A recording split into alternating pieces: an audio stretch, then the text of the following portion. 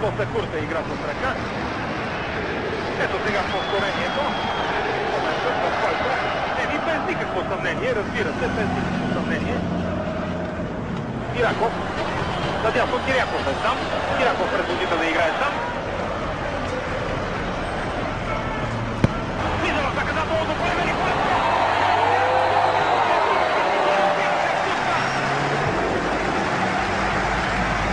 Стартира Емил Костадинов.